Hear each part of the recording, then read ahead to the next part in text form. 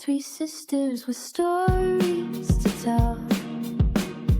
Books in our hands, we know them well. Flipping pages where dreams dwell. Chapter one, here you go. Turn the light, let the words flow. Laughs and love in every show. Books, sweethearts, we grow.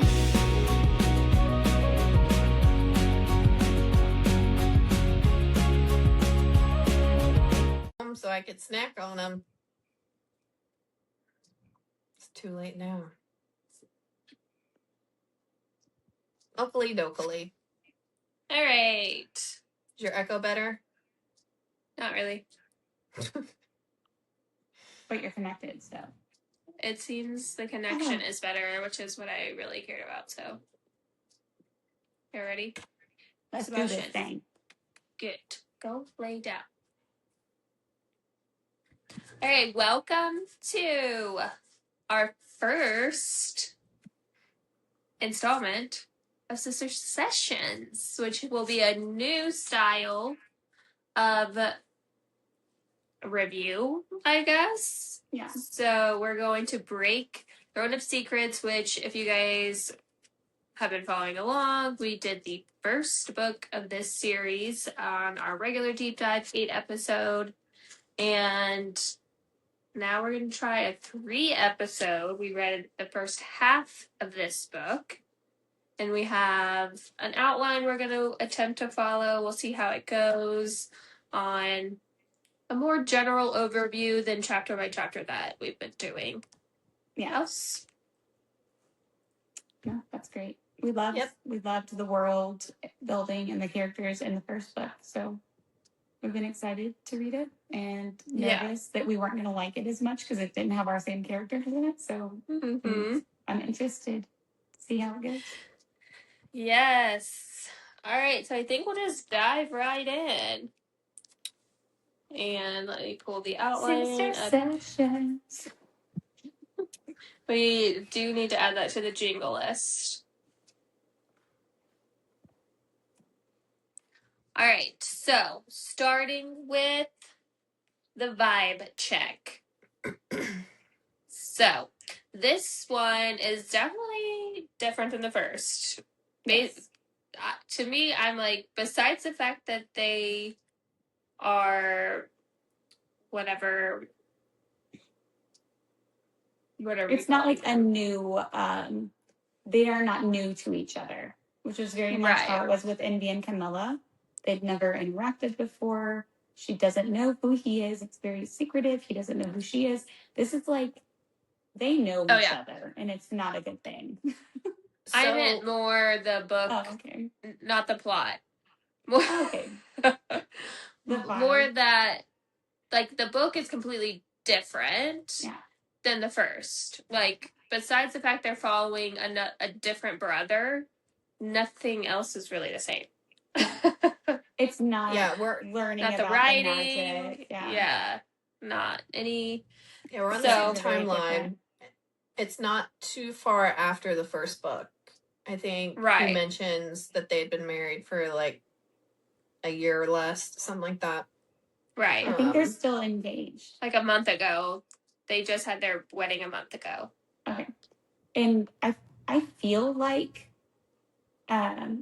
Gluttony and Adriana were mentioned, or like Adriana was mentioned, like as the reporter in Throne of the Fallen. They were. Well, so we should clarify, if we're going to throw names out there, that the book follows Gluttony and Adriana. Yeah, we haven't gotten to characters yet. Sorry, I did preemptively do that. Hannah, do you want to read my little first bullet? Yeah. So back to the vibe check. So this states at the beginning of the book, if Cinderella considered her Prince Charming more wicked than charming at first and wanted to unravel his darkest secrets and ruin him, this would be their twisted fairy tale. Yep. So pretty spot on. Yes. Yes. I definitely got the Cinderella vibes, and I don't remember reading that part. Yeah. Honestly, if y'all wouldn't have said that last night when I was continuing to read, I don't know that I would have really gotten. I mean, there's similarities, of course, because there's an evil stepmother, but besides that, it's yeah. The like poverty and rich, Yeah. like not like crumbling circumstances with what I was gonna say. They never actually really kind of give you a frame of reference for the true like time and age of like society in these books, but I get a very like 1800s vibe societally. We talked about this because you guys haven't watched Bridgerton, but it's like very like it's at least but all the language is current. Kind of, but they say like things like Ton. Remember the Ton? But this one. It wasn't like it seems like a darker circle. Like that Gluttony's circle is a lot darker and like not as societal. But I guess that they weren't really in Envy's circle during the majority of Throne of the Fallen. They were in it was the Mortal Lands. Green, So we don't spend any time in the Mortal Lands, which is where we were very comfortable in the other book.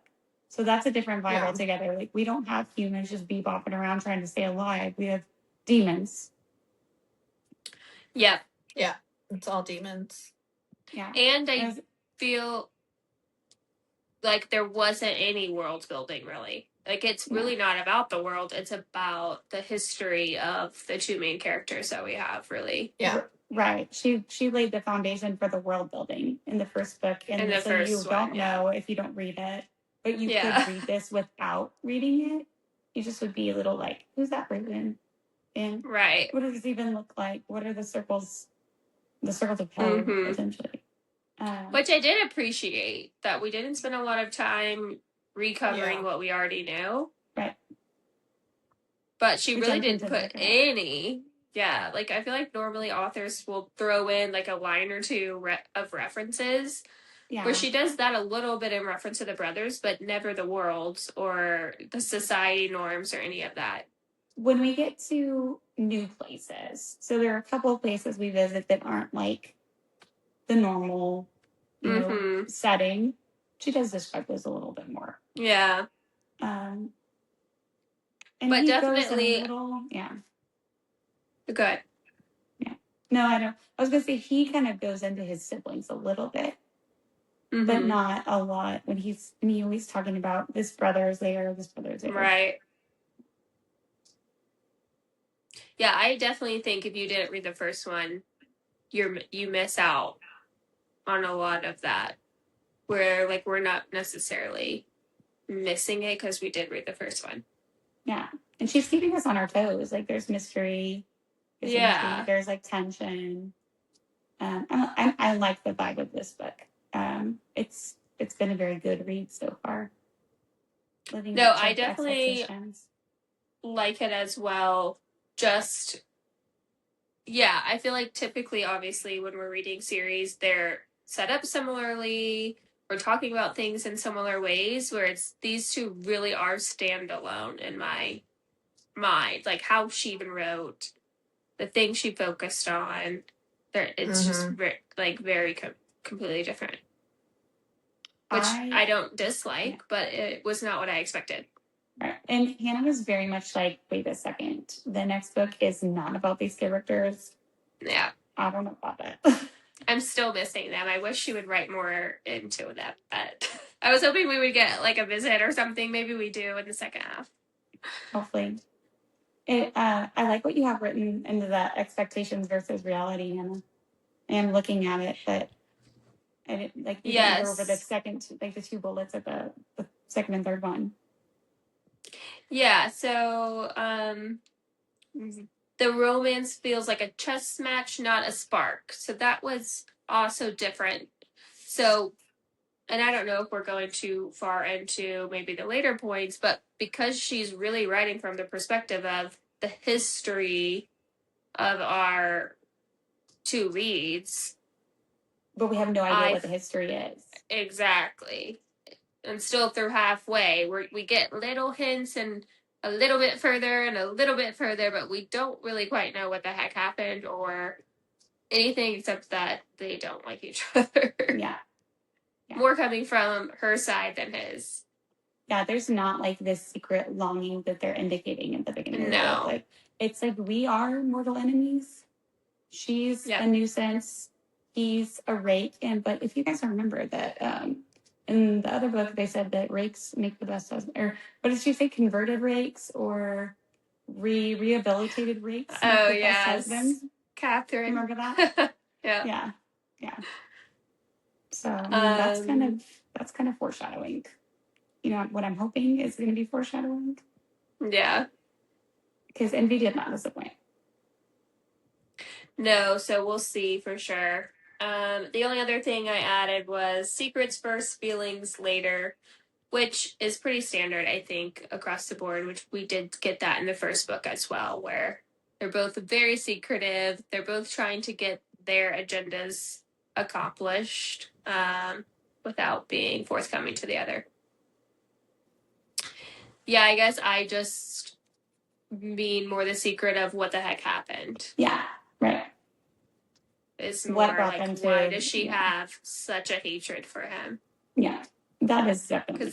Yeah. Right. What brought them to? Yeah. Like, I think the overall vibe of the whole book is it's just a lazy read. There's not anything. You're not on your toes really for much of it at all. It's just a very cozy. You could read it all in a day if you wanted to, while you you can stop, put it down, go grab something to eat, come back, pick it up.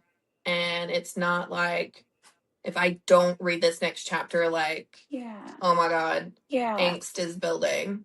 But it's not, I get what you're saying, the lazy read, but it's still engaging, right? It's, right. I like to think about, I feel like Camilla. Well, I said pick it back up. If it's not engaging, I'm not finishing it. Yeah. But I mean, I feel like Camilla and Envy's story was very layered. And we chatted about this yesterday when we were getting ready for this episode, that there were just so many things going on. There was the game, and then who's she and who's he, and what's actually going on in his circle, what they're trying to accomplish, what does he need her for. There's the other guy that's a pain in the ass. And, there were a lot more things thrown at the two main characters throughout that entire book. It was from the get-go. Yeah. So. Yeah, and I think it doesn't leave a lot of... There's nothing that we need to theorize about. Yeah. There's not, any mysterious double, plots happening. Yeah. Like the first book, and just typically what we're used to reading in general. So, yeah, I get what you're saying, Ashley, about it being more like a lazy read. But still, Chrissy, it's still engaging. Because there's still a lot to unpack. It's just not... We're not having 18 theories running at the same time, because there's so much going on, and we don't even know much about their world. And it's so, maybe I think the first book set us up for this to be more of a lazy read, because we don't have to figure out a lot of that stuff. Yeah. The first book was an onion. The second book is a Granny Smith apple. Oh, there you go. I said apple too. And it has to be a Granny Smith because they're crisp and tart. Not the soggy, red, whatever nonsense apples you guys eat. Just the green ones. Well, moving into our second section. World and Stakes, which we've kind of touched on this a bit during all of that anyways, but World isn't as critical to the storyline here. I don't think that's true. Okay. Because the whole premise of Gluttony's subterfuge in this entire storyline is they're based in the north, the very north of the Seven Circles world, which is where all the ice demons are, which they're kind of the first line of defense if the ice demons go through, like they're going to tear through his circle. What book are you reading? And go down, or dragons, whatever. Ice demons. Demons, dragons. Don't know. They kind of look like demony dragons. Dragons are a different story, madam. Dragons are amazing. Oh my gosh. Oh my gosh. I get where Hannah's coming from because we're in one world. You know, we just touched on this. Like we had the mortal realm we had to figure out. We had the space in between and entering the seven circles for the first time. We have the fairy lands. We have Malice Isle, and we visited and got to know more intricacies of all these different places. Whereas here, yes, we're traveling to different areas within the world, but it is Gluttony's world still. Get what I'm saying? Well, right, but I think the premise in the first half is to set up how his response to these dragon attacks, he's not responding in a way that they all feel is appropriate, because if he doesn't, he's the tipping point. Right. Like, so that's more the stakes because of where of it, he though, is located, than like the world of it. It's like the stakes of like what's going on and like the my note does say like world doesn't seem important except for the dragon ad. There you go. She does say that. Yeah. I just didn't finish my point before Ashley said, I don't think so. But you're the one that paused. No. And then I was like, okay, let me tell you why. I was just going to let that go and just say, I don't think that's true. Yeah. And with the dragons, like, you know, it's not just Bloodney's world either. Like, they all had to establish this treaty because they were a threat to all of the circles. He's just the closest one, so he kind of has to keep the peace, which is a big part of this setup of this book. That, but I also think, wasn't he like he was the leader in getting the treaty set up? Well, he's like their caregiver. Like, he's raising these dragons. Yeah. So it's more than just, I mean, he takes leadership in this. Part of his world, too. Yeah. That's true. So yeah. Let's see. Personal stakes. What does each main character stand to lose? Reputation, power, freedom, their literal life. So, you know, we've been talking in circles around all this, but we have the two main characters, obviously being Gluttony and Adriana, who hate each other. So it's just this whole first half building up this. She's writing gossip about him. He's like, she's a nuisance. And they're battling back and forth. Yeah. And then they have this secret love affair under masks, so they don't know who they are. Yeah. They literally just trying to antagonize each other. You know, like she's trying to spill up his secrets and get the tea on these dragons and things that are going on. And so, but like for her, she is trying to survive. She's trying to pay for her greedy stepmom. So like she's got a dead dad.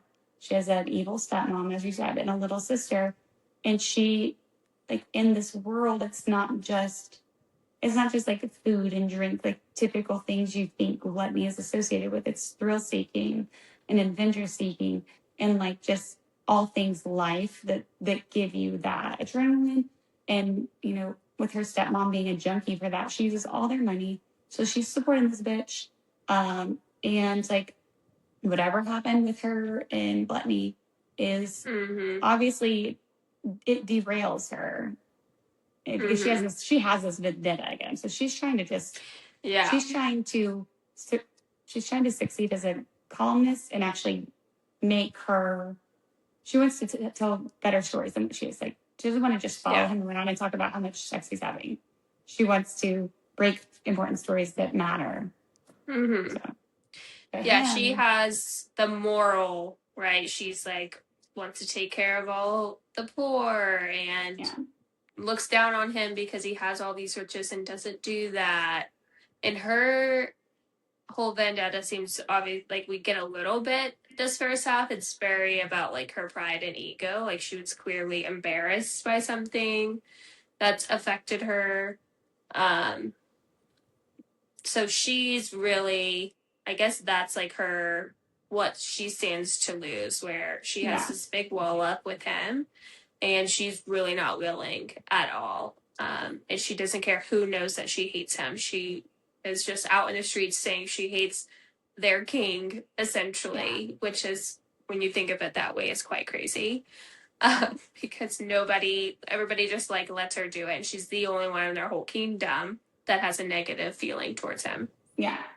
And she leads into that she feels led on by him, and that the all sinners ball was kind of like the catalyst to where he totally broke her, which was like 10 years ago in public. But we just don't know what happened exactly. So it's like 10 years of this hatred she's burning her candle for. And Gluttony is so oblivious, like, completely. Like, it's almost like he doesn't even remember them ever having any kind of, even a tryst.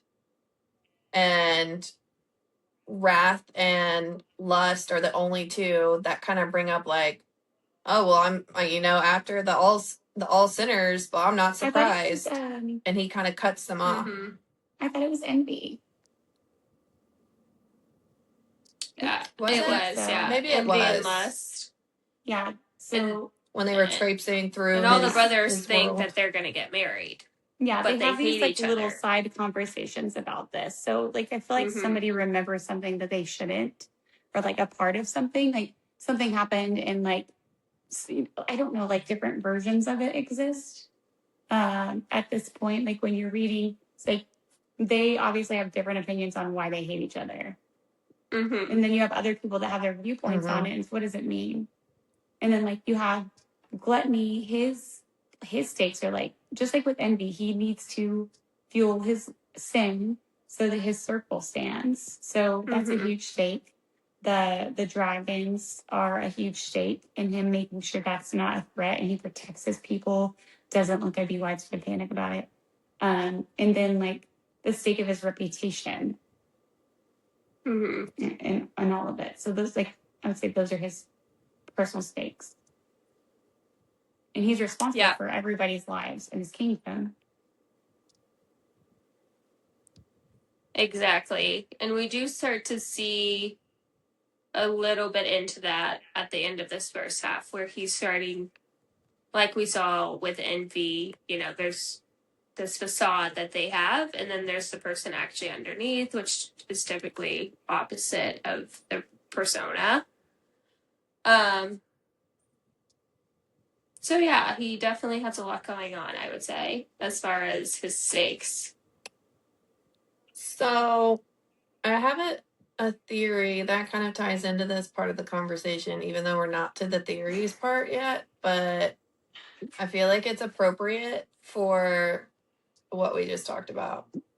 Because with Gluttony seeming just so oblivious, in the very beginning of the book, he is talking to himself about, envy just broke his court's curse, and that all of the courts were cursed to some extent, and he doesn't actually know how he was cursed. And so he doesn't know how to break this curse, because he also isn't sure what, if anything, it's affecting. So he's like blind. Anything. It's not obvious. Yeah.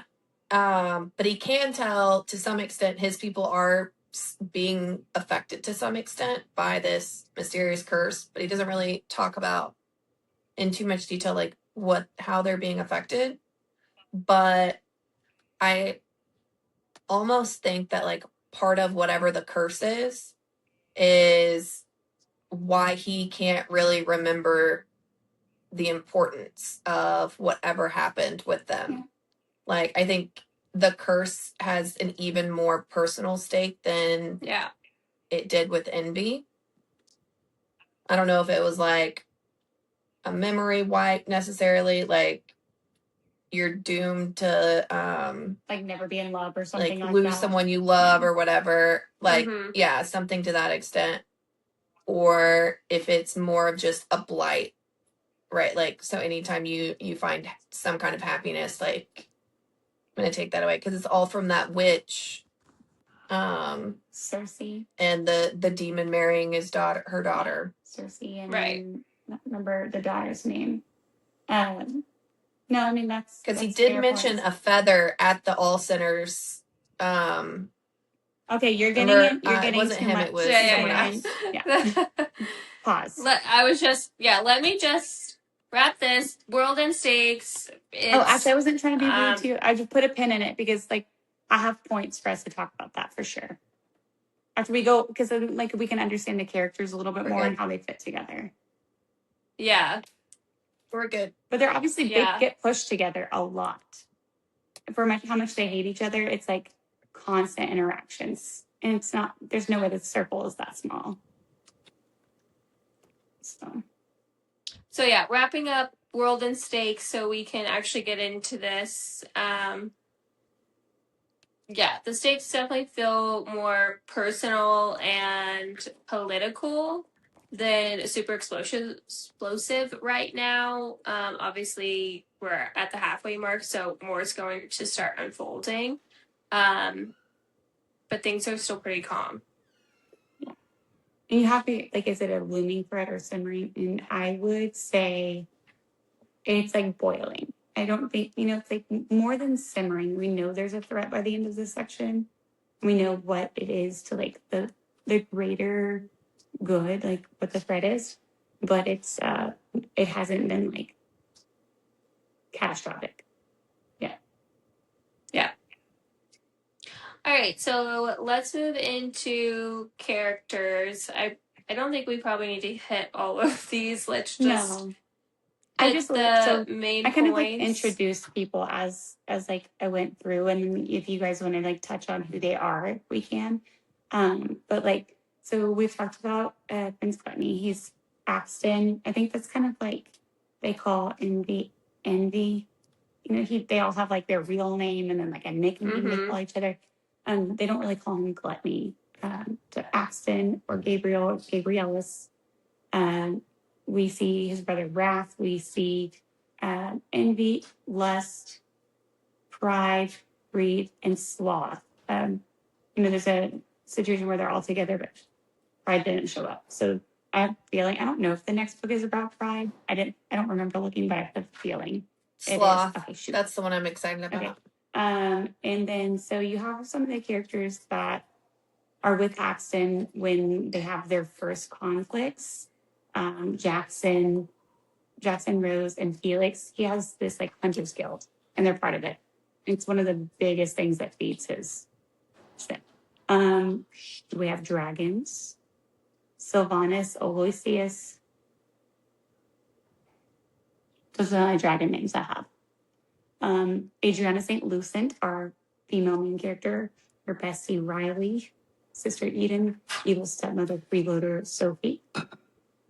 And then obviously Adriana is a reporter. So you have her competitors, boss. Anders comes up a lot. Mr. Gray is her editor, and he tries to fire her. We talked about the witches. So there's a local outcast witch, Sasha. Envy comes up, and Camilla is mentioned. So we get a little piece of them. Wolf gets mentioned. They bring up a lot of characters that we read about before. And Carla's like her hair guy. And then we have our mystery characters. So, right, you talked about how they have like a secret love affair. They don't know it's each other. We find out like by the end of the section that, well, shit, they hate each other, but they love each other. But Adriana calls him her masked stranger, and he calls her Mrs. F, right? Or Lady F. Lady F. Yeah. Lady F for short, Lady Frost. Her. When she ends up being mismatched in her column, and then Raph's wife Amelia gets brought up. We have informants, and then Blade. You guys remember Blade? He's the new vampire king. Mm-hmm. So she did bring in a lot of characters. It was just very subtle and quick, I feel like. And then, like, at the end of it, we get a suitor from each realm. So, should I go through those names? I feel like some of them are important, but some of them aren't. So if we get into any juiciness with them. Yeah. No, okay. Yes, no, yes. No, yes, no, yes. I didn't find them important. Okay. At this point, at least, but. Okay. Okay. I will leave them then. So, but he, by the end of it, we're talking about the competition, and his suitors are mentioned. Well, and I'm sure we'll hear more about that as the competition goes on. But really with connections, I feel like I touched on connections as we went through it, like who's who and how they're connected to each other. Did you guys have anything to add, like, on who the characters are? No, I think if as we go into, like, the conflicts, then maybe we'll get into them more. Okay. Well, I wish I was just sharing my screen, and I know you can see it, but so the first conflict is the peace treaty with the dragons being broken. And there's massacre. Like, pretty immediately in the story. Yeah. First chapter. Yeah. And during that, Raph's injury and, like, the dragons completely attacking. Mm-hmm. Oh, sorry. Which they're not supposed to do. Yeah. Talking about the peace treaty is that it's broken now, but before the reason it's there is because the dragons were massacring. So it's like this big deal if the peace treaty is broken. Yeah. And then it was a big war. Lots of lost dragons, lots of lost demons. Mm-hmm. Yeah. So now the peace treaty's in place, to protect all the realms. So when that gets broken, mm-hmm. Go ahead. I was just going to mention how, it's supposed to be like all of them should be aware because it's a big deal. But Wrath and Gluttony are obviously the ones on the battlefield, and they want to keep this under wraps. Gluttony, like we talked about, like I see these like as not his children, but at that level, right? Where he's like raising them and training them and feels responsible for them. So he definitely is more inclined to be like, okay, we don't need to jump to, the highest escalation, right. Even like, though let's try to sort it out. What they were supposed to. Yeah. Yeah. Because my brothers are going to lose their shit. Like, so I want to try to like keep it under wraps. Mm-hmm. Well, they both also noticed that there was something wrong. Like they weren't acting like themselves. Like it was very clear that it wasn't just them coming out and they had planned to attack and kill Wrath and all of this. Like it was very clear that there was more to it than that. Because this is like, which is why they tried to hide it. It is supposed to be a standard like thrilling, like fun fight, I guess, that they engage in, and like big no, especially for the princes to be severely injured, and the dragon ripped Wrath's throat out. Yeah. And then all hell broke loose. So it's like, how are they thinking they're going to hide this from their brothers? That like they're, the Prince of War, or whatever they call him, is completely incapacitated for a while. Mm-hmm. It just seems a little short-sighted. Yes, which he heals somewhat quickly, it seemed, but that is another interesting point of this story, that like they're together. They do this together, where in the first, book, they're all very separate. They didn't seem to like when they were together. And they're still very secretive. Like they don't want them in their business. But like this is in it. Am I wrong? Like it said that sometimes more of them will come and participate in the hunt. Did it say that? Yeah. So it does. Like it said that. So Gluttony is the only one that does it every month, and that every now and then his brothers will join or whatever. And the whole purpose of those hunts is twofold. One, to feed the gluttony of his people, which their little guild, their hunters guild, like they're the ones where their gluttony leans more toward adventure and thrill seeking. And then the dragons also, they're predators. They have to let out that aggression and that need to hunt and whatnot. Yeah. And helps them to some extent. So this peace because they're able to release like that. Right. Yeah. They can kind of let that off the leash, and as long as like the rule is whoever draws first blood. Yeah. Of any kind. Like it's like a one-on-one battle once the dragon starts interacting with a specific hunter or whatever. And this is like the center conflict through I think there are two main conflicts. It's Gluttony and Adriana, and then it's the circle versus the dragons, right? And so like this feeds into the next steps of that conflict because Adriana hears this rumor and she's set on breaking this story. And she's good at her job, and Axton is going to do everything he can to keep her. And so, like, a lot of the first half of the book is let's distract all the people so nobody looks into the dragon. Let's take away Adriana's avenues to report on this so that nobody talks about the dragons.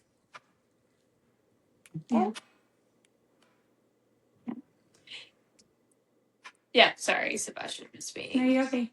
Ashley brought up that the quill, right? You brought up the quills mentioned. Or hexed. Did you say the quill a second ago? So one of my next things is like hexed objects. We know hexed objects are important from the first book and can be detrimental. But a couple of times during this first part brings up the hexed quill, and that Riley was very interested in it. And so hexed objects were a big part of why the story happened like it did in Throne of the Fallen. And the fact that it's brought up, I feel like it's going to be important. So not really a conflict, but possibly a source of future conflict. Yeah. And then to the other like major conflicts, I put the Prince, the Rake, and his nemesis, the Bane of the Seven Circles. So they're constant bickering and dislike of each other. I feel like it's mostly Adriana doesn't like him, and he's just like, well, you don't like me, so I'm going to egg you on, right? Yeah. Okay. I have a lot of points here. I'm trying to figure out how to go through them most, because they feed into each other. So you have the two main conflicts, but like they're trying to figure out why the dragon's attacked. Is it magic? Is it a curse? Is it, what are some of the other things they say to a spell or a hex? Because that first dragon, he changed very much. He was dealt with. And then Sylvanas, which is Austin's dragon that he raised from a baby, he's like his pal.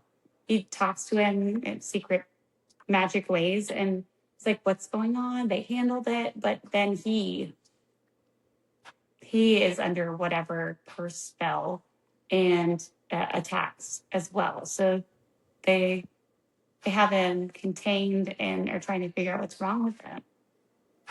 And that just keeps compounding.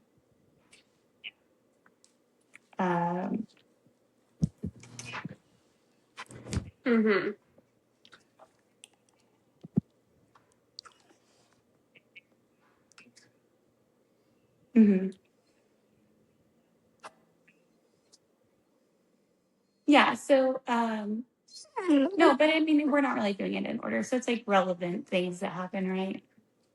Yeah. He gives like a deep dive into it with his, it seems like he has his like trusted circle, and then there's like the extra brothers. Yeah, and he even goes like, so like, I think at this point they've called all the brothers in now. And Les was very involved and they're trying to figure out what this could be, if anyone has any idea. So it's to a point I'm lusting after your business. And or am I skipping ahead? I wrote down which one. So they all did end up showing up. Yeah. Except for Pride. And did I put that up here? Yeah. But seemed to be less than envy. Kind of later on, regarding the issue, there is more unrest with the dragons. Yeah. All the brothers. That Jackson guy. The reason I even put him in here, he's who Adriana was trying to get this information from, because she saw him as an easy target. And he ends up getting killed by the dragons. And Essen goes ahead and he trusts wrath and lust and envy with this. And then it's like, well, let's just divert attention. This is like not really like one of the next conflicts, but it's like an outcome of the conflict. And it ties into, like, he's already gone after Adriana, tried to make her lose her job. He's keeping, like, they keep each other in their lives. There's something pulling them together. But now she has to write this gossip column, like basically a love column, which he thinks is hilarious. And it's like, very pointed. And so that is his distraction to keep her from looking into it. And then this competition for a wife, which they mentioned did they mention at the beginning of the book that they had tried it before or something? That's the other distraction. That's a distraction for the realm. So big cover-ups.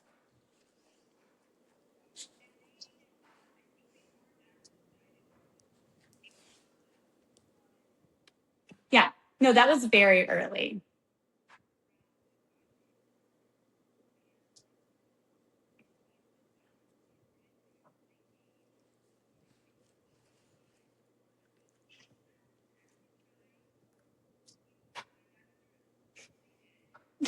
Right.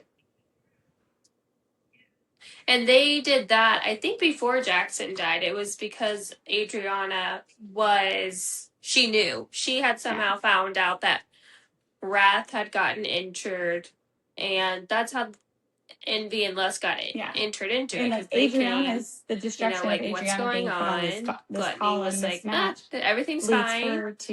You can go find out on your own, which they did. So they were sneaking around, obviously, trying to figure out what the heck happened. And it was at that point when they found it was true. Of course, they were like, okay, we need a distraction. But they have wonderful banter. Let's put on this. And they're very drawn to each other. That's where it, like, the flame is lit for them, for Lady Frost and Mass Stranger. It's immediately then, well, we're going to meet again, so this is happening. So you have that relationship also happening.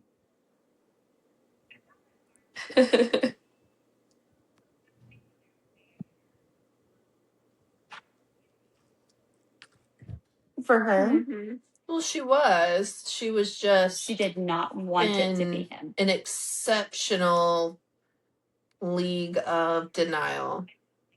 Yeah. I found it hard to believe that she, just based on their banter alone, wasn't getting I can't remember how much she was like, is this? It seems like it could be. Yeah, but he was very much like... Well, she did later on. I felt like that was closer to they've been hanging out for a week. Excited like this. Right? Because she was still like, oh, it's a royalty or whatever. And we get that she says... She throws it out there and then pulls it back really quickly. But he's not going to stop the pursuit, so he doesn't actually despise her. It was very minimal. Yeah, me too. She's smart. Right. Yeah, I can't remember. Which I appreciated that. Which is different than a normal book, right? Because they want to lead you like nobody knows. But he was very much like, that's she's for her.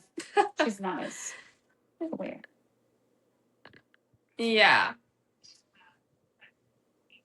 I just expected her to be a bit more equal on that level too, because she's very witty and smart. Yeah. Jeez. And she didn't. Well, it was the author didn't keep it from us at all. You know, like we had no moment where it was like, after that chapter, it switched to his perspective, and he was like, "It's gluttony. I'm watching this girl." Right, and he obviously doesn't have such a hatred for her the way she has for him. It's really so maybe that's Adriana more in denial of it for her, where so she's they find out who not even entertaining it because she hates him so much. What else? I already touched on that. Yeah. Oh, I thought the interactions of all this build-up, this conflict. Axton tries to get Adriana to be the royal reporter, and he offers her so much fucking money and so many, like, you know, I'll pay your rent forever, and you can live in the castle, and your mom and your sister will never want for anything. And she's like, nah, I don't like, nah, nope. Everybody thinks she's crazy. And so, like, he continues, like, kind of like retaliating, probing her, because he's not used to being told no. None of them are used to being told no. And it comes to this point where he keeps capturing her, talking shit about him. He's just always there. She's talking shit. And, like, the other person's like, ooh, what's I do? But she's trying to afford some oil, right? She has to buy shitty oil to keep their lamps going. And the first time she shows, like, her internal struggles that she's having, that she puts on this brave face, is that he causes her to break it and then insults her, and she doesn't bite back. And he just like, oh, well, I'm going to just shower you with this. Then you get all new clothes. I'm going to get you some paper. You always need some paper. You were really sad about that paper. Which, by the way, who gives a columnist like one piece of paper to write their own? Yeah. By hand. Right. Damn, girl. Like, go cut down a tree and make some paper yourself. I don't know. Be resourceful. Yeah. So that, like, that was a turning point in my eyes. That she sees it.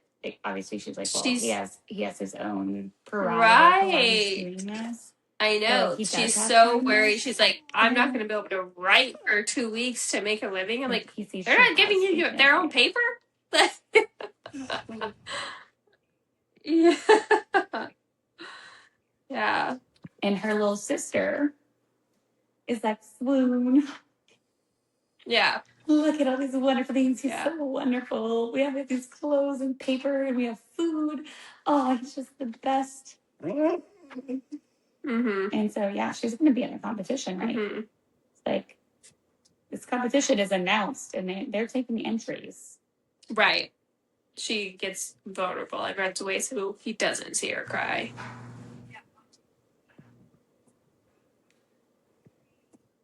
Yeah. She was little, right? Like, she mentions them multiple times that she was too little to know really what happened. Yeah. Because right. Yeah, obviously, she wants her sister to form her own opinion. Adriana has this history with him that her sister somehow is not aware of. So how awkward. But also, you should have told her.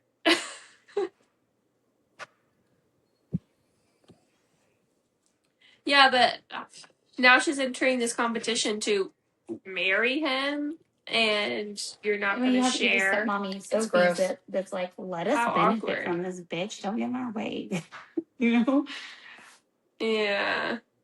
I also don't feel like the sister is honestly as just into outside of that, as just she's sisterly, right? letting it's like, her believe. She's very enthusiastic. So you're this guy that I literally hate because of X, Y, and Z, and I'm just going to sit here and tolerate it and never tell you. She has an ulterior motive of almost pushing them together, because when they like bump into each other or whatever in the castle that first time, when she talks about her reaction, she's literally giggling and like smiling at it all. Like, if she were really like, yeah. I mean, like, oh shit. Mm-hmm. She's literally straddling this dude, and he's got her by the hips in front of everybody, like on the floor.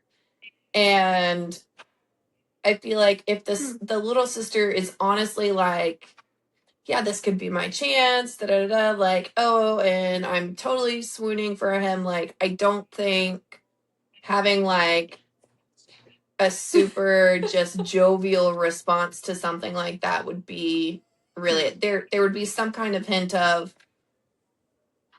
jealousy, or like, oh, why are you doing that? You know I'm into him. But she's always like, anytime something goes on between them, it's always like she's like supporting it to some extent. She is very unbothered about like how they have this like kind of tension that doesn't seem like it's all negative.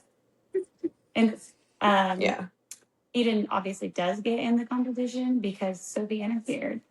So she said she did like a spell or something. So, and then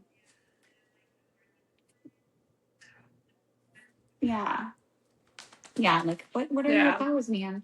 And obviously Adriana did not want to go save the castle with them, but Eden is her sweet little baby sister who, like, in the beginning, she talks about how they gave all this money for this doll she really wanted, and it's just because she's so sweet, and they want her to have something when they have nothing. Yeah, and then I'm like, oh, are you the one that also messed with the dragons? And they use different last names, so it's like, what the fuck are you doing here, Adriana? Yes. You live here now? We're supposed to stay apart. So I did not take it that the stepmom did the spell. She says she did. I took it as she bought like she had the magic done for her. Mm-hmm. I don't know how their magic works very well. But yeah, she's responsible she did something that caused this situation. Or she... Yeah,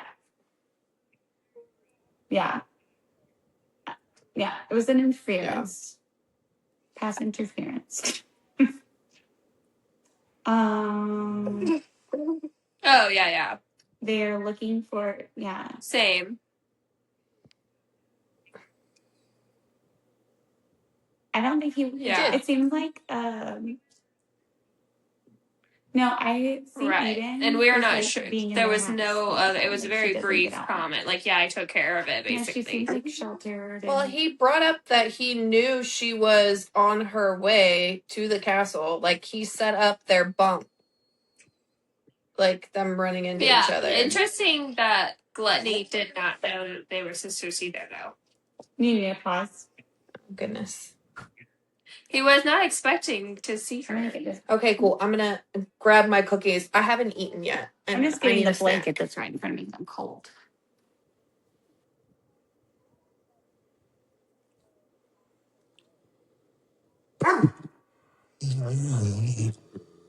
Sorry, one sec. Okay, give me a second. They're growling at each other now. Yeah. Can you all lay down, please? Okay. Have you been going to Trader Joe's now, Hannah? No, I have not had one single breath since you've been here. I'm sorry. Dude, I'm going to end up sitting on your tail. It's okay. It's all good things, just a lot. Yeah, it's been fast-paced. Yeah. Come here, dude. I spelled accent's name wrong there. Atexted. I was like, how do you spell it wrong? It's only 5 letters. Well, no, I just actually put an extra T in there. All right, the recording's going when we want to get picked back up. So from there, I think that I mentioned that they end up with the dragon dude. Sylvanas is like, he acted out. They have him now, and they're trying to figure out what's wrong with him. keep him subdued so he doesn't attack, and they want to make sure nobody sees him. And they do a couple of things. So he goes to meet with Cersei. So that's Pride. Pride showed up because he only let him in his circle for like a few minutes. So there's some secrets going on there, just like with Envy's. Maybe he'll be the next book. But if you remember, he has his mother-in-law trapped because he thinks she's involved with his love being taken away, which is her daughter. It's super complicated, familial. And she's problems. The original witch, so very powerful. So how he has her trapped, very curious about. She's the only immortal. Different book. He's very, very sneaky. But they're trying to get slumber root. So this is one of the things that they're going to try to use to subdue the dragons because they have a hard time battling them. And when Sylvanas, they did find a way to get Sylvanas to wake up, and that was vampire venom. So that's where Blade came in. We mentioned Blade. He goes and visits him, and now he owes him a favor because he gave him some of his venom. And I think that's kind of like, it made me think of like an adrenaline. Yeah. You know, when somebody's injured and they're just like trying to resuscitate them and just stab them with some adrenaline. But he woke up like evil, kill. And he's like, go back to sleep. Never mind. Wrong remedy. Yeah. And then, I mean, not really conflict, but the last thing we ended on is we are at this first dinner, and Axon has provided Adriana with this, like, devastatingly beautiful dress and cloak made for her. And what did Riley came and helped her get ready with Carlo. The only reason I put his name down because he does come back. He like helps her get ready every time she's gonna go see her secret love. She shows up and he meets with everybody individually, even her. And that was interesting. I really like the interaction though, because you finally get to her looking at it differently. Because she shows up with this dress, she's complaining like how much money you spent on this dress, and he breaks it down. Every single person involved in this dress, I paid them very well for it. I am keeping my king. I'm employing people. There are so many people. If you look at the line of who had to be involved, the jeweler for this dress, I am giving back in that manner. So you see extravagance, and I see that I'm supporting my people. And she was like, oh, damn. Yeah, it just reiterates, like, she has such a strong distaste for him for whatever reason, again, that she, even as smart as she is, refuses to see any other, option that Sebastian. That's in front of your Riverside. It's probably going to be literally just his nose, but it's just his face. Like she, as smart as she is, and she can see the world in all those ways, except when it comes to him, she only wants to see him negatively. Yeah. So she never even thought. Whatever happened, it was very traumatic for her. Yeah. But this is the first time she gives him an inch. That wow. And which is what I was waiting for. Yeah. And he closes it out like, I can't even focus on anything else going on because you're so devastatingly beautiful, because she made the assumption that he's out here making out with all these girls, his hair's disheveled, she thinks he's a rake. It's like, I haven't even looked at any of them because you have drawn all of my attention. So this is the, goosebumps of feelings of things that we wait for. And I didn't have even that much to say or think about with their side relationship, their secret one, because it's not a conflict. It just shows that they are a good match. So whatever happened it just changed their outward perception of each other just based on their name. Bless you. Bless you. Thank you. Yeah, I found, and it meant a lot more too, because he already knows that she is the secret lover. So he's just he obviously did put her in this beautiful gown because of that. And then is more vulnerable with her in this moment too, where like this is the night they're both talking about it throughout this chapter too, where it's like, okay, waiting for midnight to go see my secret love. And he's like, this is the night. Yeah. Sorry, we're gonna say the same thing. I was excited. This is the night that he's going to get her to admit who she is. And he's so that he can for sure. Yeah. But he knows. And so this cloak is handcrafted for her. She wears it. I don't understand why it wasn't. Oh, their clothes aren't glamored, right? Is that what it is? That's what it is. Like everything else in this club is glamored. You can't tell who somebody is. She's wearing like extra protection, a wig to make sure in case the glamour falters. But this cloak, she could not resist wearing this beautiful thing. And so as soon as he never once made it seem like he was disappointed, which I liked. Right? He didn't. He disappointed about what? Yeah, no. About what? What? Being Adriana. Yeah. Oh, he never once that he's disappointed about it. No, it's even in the conversations about her in general, like she is the one hating him and he's just, okay, then, I'll play back. But he doesn't actually have any reasons to dislike her. Yeah, he only gets mad at her when she tries to, like, post something that could actually damage the realm to whatever extent. Like with the dragons. Well, before we get too far off, I wanted to talk about the cloak because just to add, Riley was in there too, and she's like, this was made for you. This was not accident. Like, this is, it has essence of your costume that she's been wearing to the Sins Club. It has essence of her hair and all the things. And she's like, you look like a dangerous weapon or something. Or yeah, I was looking for exactly what she said. I'm going to try to find it right now. And so while you're doing that, right. No, go for it. The only other thing, going back to, Ashley, your comment earlier about the sisters, like, she's not jealous at all. I definitely expected her she's not even a part of this. I expected everyone to be like, what the hell? Who do you think you are coming in this diamond-studded... Right. But even her sister, the only thing we see, obviously, from the stepmom, some side-eye glance... But the sister, we get no commentary look or like sadness or anger or jealousy out of her at all. Yeah, like when she said she wasn't going to the dinner, she was like, no, you have to. Like, yeah, there's just, she doesn't give off the I've got something brewing vibes, but like her actions say she has an ulterior motive. She does not seem like she's self-motivated at all. Yeah. No, like she's not there for herself. She's either like, she's only got like 4 brain cells to rub together, or like she's hatching a plan.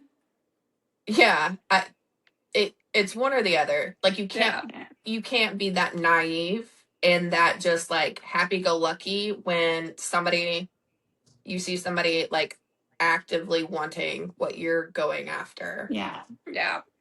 I did, and that they're a threat. Yeah.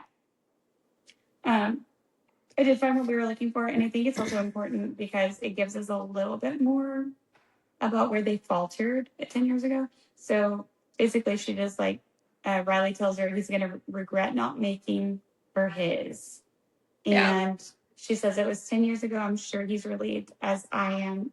I'm sure he's as relieved as I am that it didn't work out. And then she goes on. I totally get why Aston chose this for you. She's like, he wants me to, it's for Eden. He wants to make her look like a princess. And she told her, no. That gown is designed for you. It looks like your 7 Sins costume. And then he made you look like a blade. Beautiful but lethal. And people will certainly be talking. Yeah. I loved it. I honestly wish we would have got a little bit more like jealousy out of all the girls, like WTF moment. We didn't get any of that. Who's this bitch? She's not even in the competition. Yeah. Exactly. What are you doing there? Yeah, the only thing she really says is like, yeah, everybody was staring at her the whole time instead of Axton. Yeah. Yeah. Ready to face the gossips. Yeah, then all those ladies. The dinner was like, they went into it a little too much, but I liked the outcome and their interaction at the end. Like, you wreck me. Yeah. Like, you're so gorgeous. I can't stop thinking about you, but I shouldn't be. Well, and speaking of the like dinner, I don't get any vibes that any of these women are really just like super catty. Like they're all either, so like the ones that are like the high breed, whatever, they're very much like, well, if it works out, cool, it's a great political move, but you know, whatever. And then there's only like 2 or 3 like commoner ones from the realms, and it's like, yeah, they're interested, but I couldn't think of what they're called. The thoroughbreds. You know what I mean. Yeah. Yeah. The noble. Those people. Like, no one really is giving off the, like, I will cut you, bitch vibes. Right. And she even expected that. And she was like, I full on expected, you know, something, but nope. Well, I think it's like we don't even talk about it because we as the reader already know it doesn't mean anything because he's just showing this like it's not serious. So maybe that's why she's really not writing about it because really the whole dinner was about Gluttony and Adriana. Yeah. He was like, I think the mom was like, you need me too, and he's like, nah. Okay, I don't nah. That scene was great too. Well, yeah, I don't think he trusts her. Like, she just seems like a slimy person. Oh yeah, I mean, he calls her out. Yeah. He's like, he figures out. So after this interaction, she's lurking in the garden. So she's spying on them. Who knows what she heard? And he then gathers, like, oh, you're the one that's been selling this gossip. She thought, you know, Adriana thinks it's me, but it's not. It's you. And he calls her out for it. He's just like, do it again. And, like, you'll be kicked out. And, you know, with all their disdain, you're disqualified the Eden. Like, even with their disdain and, like, them being, she's his nemesis, he has exhibited, like, the desire to protect her here and there throughout this first part of the book.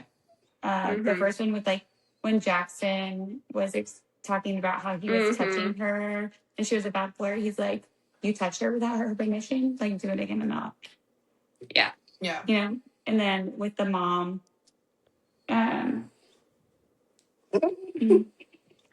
their interaction when they find out they're making out and they're glamorous fall while they're, like, in the midst, like, things are hot and heavy when they're glamorous fall. So they're not making out.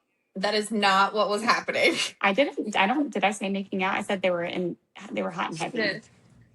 Which was a blanket statement for what was going on. But I don't think so. Really, the last piece of what happened here in this section is that I was trying to find the details of it, but he gets her to agree to a bond with him. Well, so they meet up. Yeah. We'll say after the dinner, after this party, they have their final meetup. Yeah. Go ahead. You go ahead. You want to detail it? Oh no, I was just saying. Just before you go into the detail, so they're meeting up, and then yeah. So like his plot to figure out if she is Adriana, and her like, I'm gonna do this. This is happening tonight, because she hasn't been able to stop thinking about it. It comes to fruition, and they do meet up, and then he gets her to agree to a blood oath. That it says it's 6 weeks, We court secretly unless it would like to go public. And if ever comes to light, we agree never to reveal the truth of where or how we met. Part ways without any expectations of this lasting beyond a few weeks. We indulge in our fantasies, see each other as often or as little as we like, and during that time, but we keep it private. They have to part ways. No renegotiating. No broken hearts. And 6 weeks is the time frame, which coincidentally is the remaining time of this competition. It's how long it's supposed to take. Did you mention that the other, I thought was the key detail, is that they cannot act against the other? Yeah. I don't know that I got there yet or if I missed it. Yeah, it's like my desires, I can only act if the desires are equal. They cannot talk about each other with anyone else. Like, it's very much, we're going to continue what we're doing, but we're not hidden from each other. Yes. And we're bound to be secretive about one another. Yeah. Which, had he not known who she was already, would have been great. But him already knowing, it's like, okay, you little asshole. It was manipulative. Yeah, it was manipulative. Yeah. Right? Like, his is another... Well, the cloak itself was manipulative. Well, yeah. But, like, he formulated this plan after, like, knowing that the cloak would reveal her. But he's, for our listeners, this is his way of keeping her from doing anything that would be a detriment to his circle. And also knowing, looking into things. If she knew who he was, she would not enter it, nor would she follow up on her desires. Yeah. Yeah. And so it's a blood oath. They can't betray each other. That's part of what you said. But I don't know. Maybe it's in the next chapter where it's like, okay, so yeah, it's going to break the club's glamour on them. What? He just dead fished too. He got his way. He got where he wanted. He's like, ploop. He got his way. Yeah. Oh, yeah. So it's the next chapter. That's why I didn't get to that part yet. But they won't have secrets from each other. Pertaining to, it doesn't tell, you don't suddenly know everything about somebody, but those kind of desires and things are very clear. And very surprisingly, she just agreed to it. So she must really wanted to get in his pants. Yeah. But she does say he saw her thinking through it as she would. Mm-hmm. Like, she wasn't happy about it. She was feeling a bit like, what? There's something happening here. Like, she could sense there was an ulterior motive. Obviously, not to this extent. But he could see her wheels turning. She does question at some point, you really think a blood oath is, called for in necessary situation? Yeah, it's like a dating arrangement. So calm down. But so when they agree and they start going at each other and the glamour just starts breaking. I loved how they find each other after it. I think it's after the second orgasm is when she realizes who he is. What's he say? He just goes, Adriana. And she goes, Aston. This is quite an interesting night. And she's like, Well, it also reminds me that I think is also important in the grand scheme of the book is that he has not had sex in a few years. Yeah. Mm-hmm. And it's a secret. He's a fake rake. And he does other things, but there's zero penetration going on. Because he doesn't want to, and he dreams about her all the time.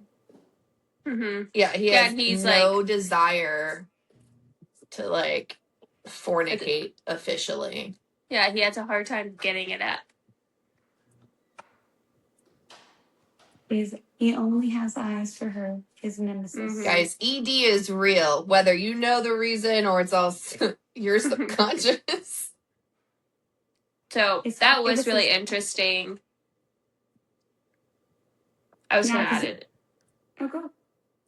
No, I'll wait. Oh, it's more on the theory side. He's obviously built this, like, he's fed into this persona that the event, you know, that obviously hurt her. Mm-hmm. Mm-hmm. You know, he's just fed into it probably to deflect from what he's actually feeling, because she obviously hates him. Yeah. So, like, why would I try to pursue somebody who, like, despises me? I don't even know why. Yeah. Yeah.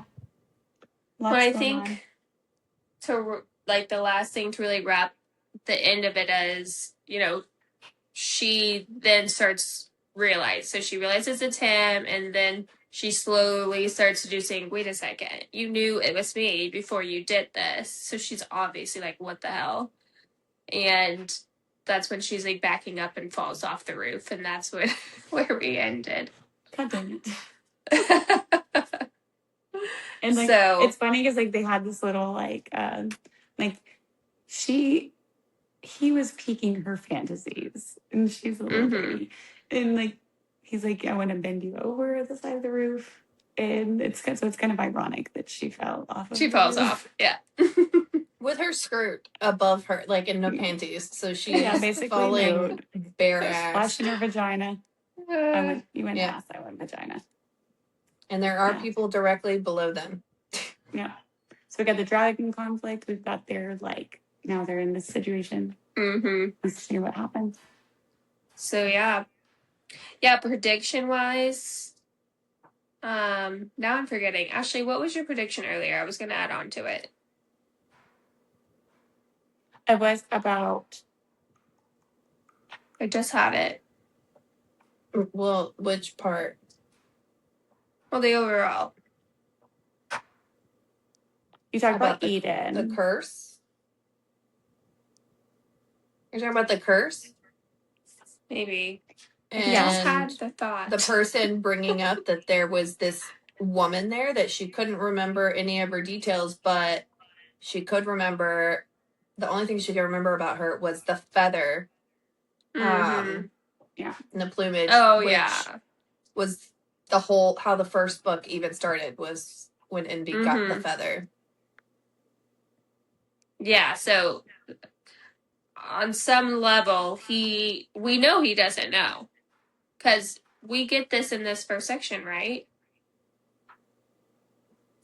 They talk about it? To a certain extent, but he always kind of like blows it off whenever it's brought up. But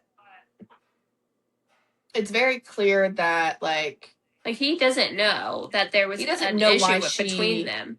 Yeah. And she does. That was part of Ashley's theory, that like she thinks that something happened to somebody's memories. Yeah. Well, and if the whole feather being at this All Sinners ball is really part of the theory, or part of the whole scheme, I don't remember, it would make sense from the first book that it would be, that would be the moment like the curse struck for his realm. Yeah. And that the witch really did do something to him that night, which we know he did get caught with, like, he was in some kind of orgy or whatever that night. Or something like that. Yeah. So, I mean, I definitely think something happened that night. Yeah. And so maybe there was something leading up to that night. And like, so maybe they had something going on before that night, and then that happened, and then he ends up in this orgy because he doesn't remember that, like, they were in some kind of weird thing. That was the dots I was trying to connect. Was connected. He doesn't. Well, no, I'm about to connect what I was trying to say.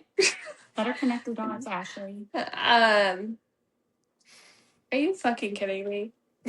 Way to go, Ashley. I mean, I was just adding side commentary. I didn't ask for, Ashley additional commentary on that commentary. He ended up in the orgy, Hannah, and you said that's what I was about to say. No. It was something before that. I think it was the preamble of them having something beforehand. It was his lack of sex. Like that, I think that is what we're leading to. That was the catalyst. He has not in 10 years. So something, like they're either mated or something. So I'm agreeing that there's some type of witchiness happening to him for that, to keep them apart, because they're clearly meant to be together, because they have like this explosive, interaction when basically you take out her not hating him. Yeah. Well, we'll see. Yeah. We'll see. And like maybe she is powerful in some way, Cinderella, evil stepsister, or your stepmother. Maybe the mom had, a which at that time put some type the other of part of it, right? Like glamour. When she brings up that she had the ticket magicked, like, except for it does kind of touch on like the stepmother she actually had some hand in trying to set them up, and then when it failed miserably and in the public, she never tried again. Literally, only because it would have benefited her. Yeah, but maybe she didn't want it because it's not her daughter. Maybe, yeah, she was like, actually, no, I want it to be my own blood. We'll find out. I don't know. I definitely think she has a hand in something. If that's really what happened, I hope they kill her at the end, like similar to the dragons come after her. Yeah. It needs to be a dragon snack toothpick. They send her out to the, what do they call it? The mystic something or other. Oh man, I have it in my notes. What is it called? Reach. Mystic Reach. On the map. Merciless Reach. Other than that, though, I don't have like any like theories or predictions or anything. It's all just about that night, like what happened for her to have such a strong emotion in him. Nothing. It's the ultimate mystery. She hasn't given us enough, even like conversation for us to try and glean a theory of what is actually going on with these flippin' dragons. Especially considering Cersei was so surprised. Yeah. Right, except so now we know it's not witches, or we're told that it's not witches. So then what the hell is it?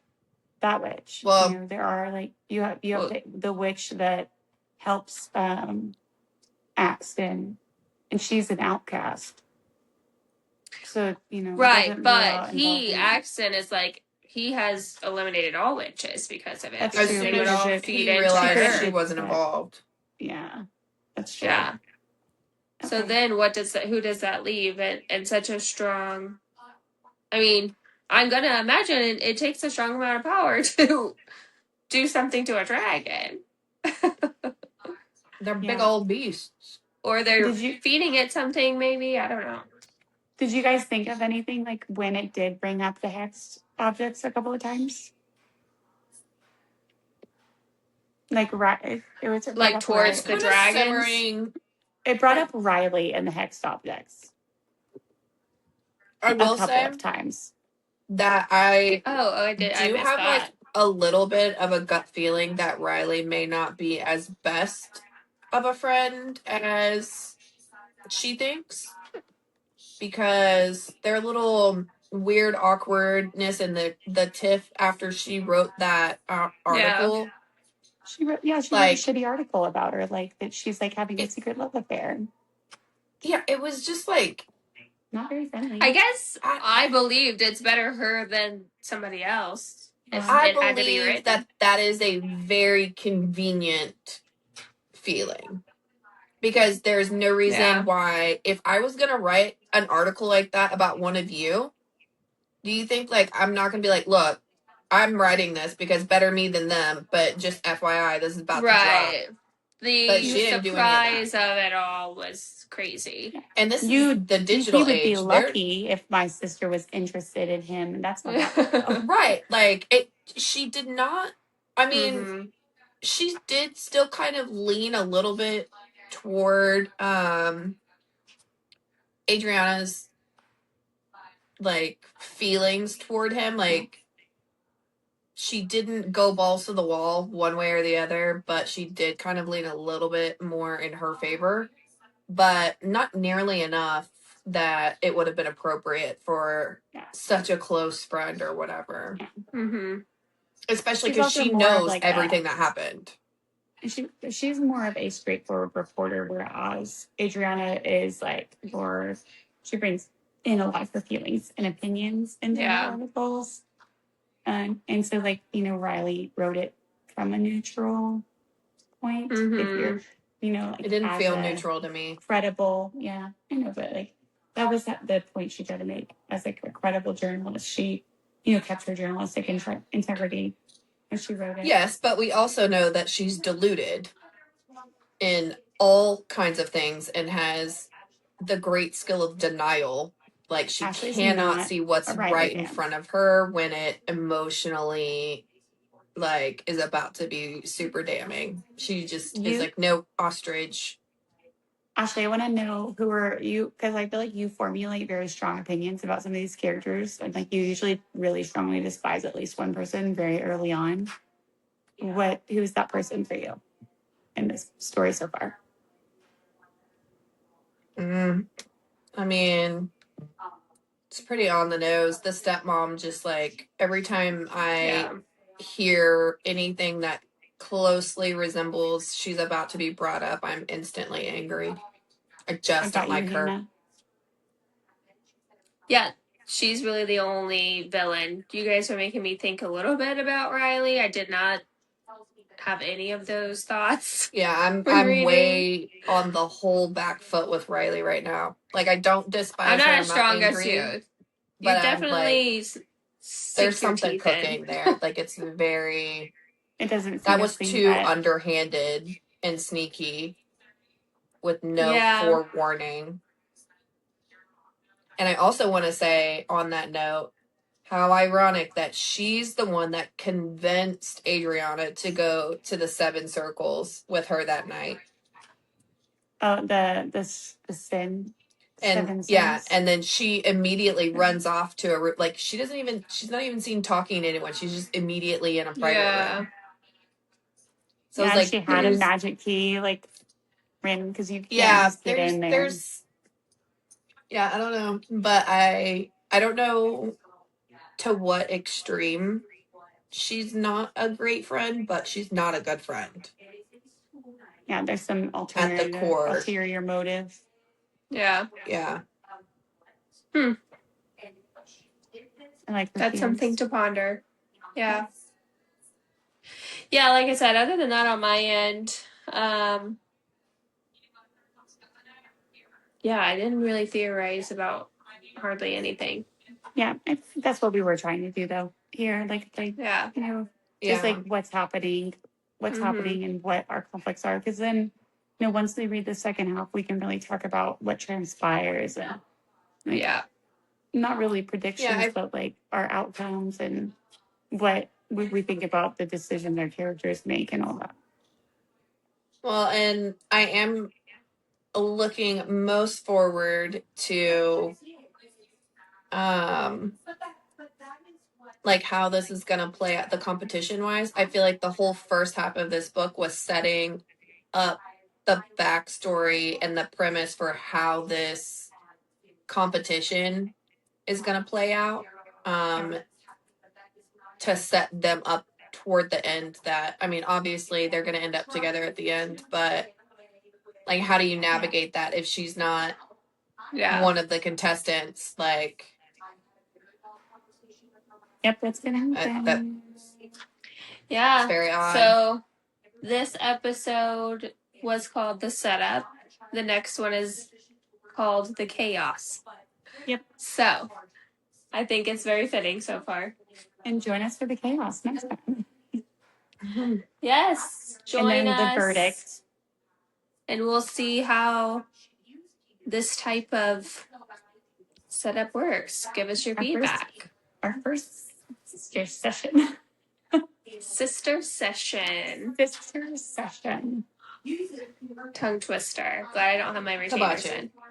I think I just like my S is hiss too much, and it makes me really uncomfortable to say that many of them in such a short span.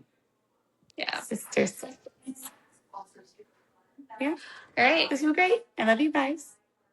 Love you, sisters. We'll see y'all next time. Adios. Oh, I did Hannah's thing. I don't ever do that. Did I do it the cool way? How the kids and how the kids do that? Oh, I haven't learned that either. Oh. Are you guys throwing up gang signs? Like, this is not 1997. Ashley, this is how the kids do hearts. This is the new heart thing, which my fingers don't bend that way. Am I too arthritic? And that is God's honest proof to the studies that show that they're the first generation to have systematically a lower IQ than their previous. Why would you need to do anything other than this? Why?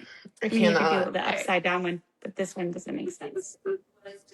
There's just this. Okay, love you guys.